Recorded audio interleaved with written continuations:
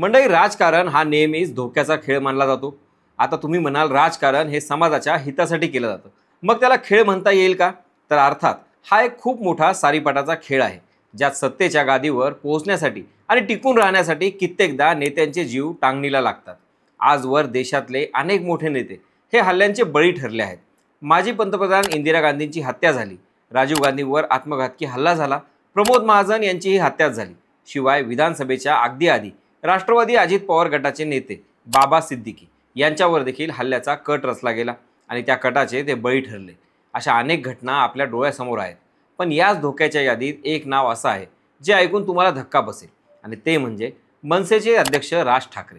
होय, माजी encounter specialist Pradeep Sharma यांनी थेट उघड केलंय की राज ठाकरेंना ठार मारण्याचा कट रचला गेला होता। पण तो हल्ला होण्याआधीच पोलिसांना मिळालेल्या गुप्त माहितीमुळे एक मोठं संकट टळलं आहे। नेमका हा कट कसा रचला गेला, पोलिसांनी राज ठाकरेंना कसं वाचवलं, सविस्तर जाणून घेऊयात या व्हिडिओच्या माध्यमातून। नमस्कार, मी स्वप्नील आणि आपण पाहतात त्याचं काय महाराष्ट्र।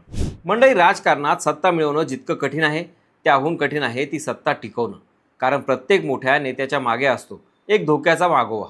मुंबई पोलीस दलातलं मोठं नाव माजी एन्काउंटर स्पेशलिस्ट प्रदीप शर्मा यांनी नुकतंच एका मुलाखतीत राज ठाकरेंबाबत केलेला खुलासा थरकाप उडवणारा आहे।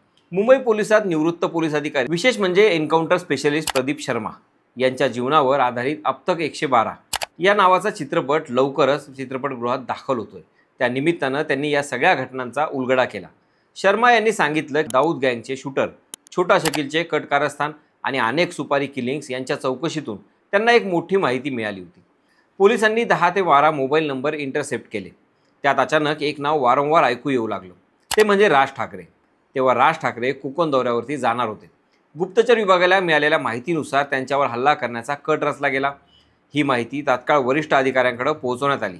त्यावेळी सहाय्यक पोलीस आयुक्त होत्या मीरा बोरवणकर यांच्याकडे ही बातमी पोहोचली आणि त्यांनी लगेच आयुक्तांनी स्वतः राज ठाकरे यांना भेटून सांगितलं की तुमच्या जीवाला गंभीर धोका आहे, तुम्ही हा दौरा रद्द करा। आणि इथेच घेतला गेला एक महत्त्वाचा निर्णय। राज ठाकरे यांनी कोकण दौरा रद्द केला आणि हा निर्णयच त्यांच्या जीवासाठी जीवनदायी ठरला। इथे एक मोठा राजकीय कोन आहे, कारण राज ठाकरे यांची शैली, त्यांचा उघडपणे बोलण्याचा अंदाज आणि त्या काळातली त्यांची राजकीय वाढ, हे सगळं काही लोकांना त्यावेळेस खटकत होतं का, असा प्रश्न उपस्थित होतो। राजकीय नेत्यांना संपवण्यासाठी गुंडांचा वापर करणं नवीन नव्हतं। इंदिरा गांधी, राजीव गांधींसारख्या, प्रमोद महाजन यांच्यासारख्या मोठ्या नेत्यांचा जीव गेला, मग महाराष्ट्राच्या राजकारणात असं घडणं नवल नव्हतं। त्यात ठाकरे घराण्याची उघडपणे हिंदुत्ववादी भूमिका याचं एक मोठं कारण होतीच। यालाच धरून प्रदीप शर्मा यांनी याच मुलाखतीत अजून एक धक्कादायक घटना सांगितली। 2003 मध्ये मुलुंड येथे ट्रेनमध्ये बॉम्बस्फोट झाले होते। त्यातले जे वॉन्टेड होते ते पाकिस्तानी आणि काश्मीरी होते। ते दहशतवादी थेट मातोश्रीवर हल्ला करण्याच्या तयारीत होते। पोलिसांकडे त्यांचा गाडी नंबर होता। तेव्हा सत्यपाल सिंग सहाय्यक पोलीस आयुक्त होते, तर RS शर्मा सरही होते। त्यांनी त्यांच्या टीमला सावध राहण्यास सांगितलं।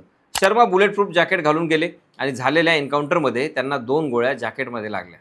त्या क्षणाला जर जॅकेट नसतं तर कदाचित आजची कहाणी वेगळी असती। या तिघांना मातोश्रीवर हल्ला करायचा होता। त्यावेळी या हल्लेखोरांचा एन्काउंटर करून मातोश्रीवरचा कट हाणून पाडण्यात आला। त्यानंतर स्वतः उद्धव ठाकरे यांनी प्रदीप शर्मा यांना मातोश्रीवर बोलावलं आणि बाळासाहेब ठाकरेंची भेट घडवून आणली। या सगळ्या घटनांमध्ये एक साम्य आहे, ते म्हणजे राजकारणात कोणीच सुरक्षित नाही। बाळासाहेब ठाकरे असोत, नारायण राणे असोत किंवा राज ठाकरे असो, प्रत्येक मोठ्या नेत्याच्या मागे सुपारी घेणारे शूटर, दहशतवादी यांचे डोळे लागलेले आहेत। प्रदीप शर्मा यांनी अजून एक धक्कादायक खुलासा केला। भाजप प्रवक्ते प्रेम शुक्ला यांच्या घराखाली देखील दाऊदचे शूटर थांबले होते। पोलिसांनी त्यांना पकडलं। म्हणजे राजकारण, अंडरवर्ल्ड आणि दहशतवाद हा सगळा खेळ किती खोलवर होता हे आपण कल्पना करू शकतो। आता सगळ्यात मोठा प्रश्न असा आहे की जर राज ठाकरे त्यावेळी कोकण दौऱ्यावर गेले असते तर महाराष्ट्राचं राजकारण आज वेगळ्या पायरीवर असतं का? मनसेची ताकद, भाजप शिवसेना समीकरण आणि त्यानंतरचं मराठवाड्यातलं आणि मुंबईतील राजकारण हे सगळं एका वेगळ्या वळणावर गेलं असतं। थोडक्यात इतिहास आपल्याला शिकवतो की राजकीय नेत्यांवर हल्ले केवळ वैयक्तिक नसतात, तर त्यामागे नेहमी मोठं राजकारण दडलेलं असतं। मग ते दहशतवादी संघटना असोत किंवा अंडरवर्ल्ड गँग असो, कुणाच्या तरी राजकीय फायद्यासाठी असे कट रचले जातात। एकंदरीतच प्रदीप शर्मा यांचा हा खुलासा हा केवळ एका घटनेपुरता मर्यादित नाहीत, तर तो आपल्याला एक मोठा प्रश्न विचारतो की आपल्या नेत्यांचा जीव खरंच सुरक्षित आहे का?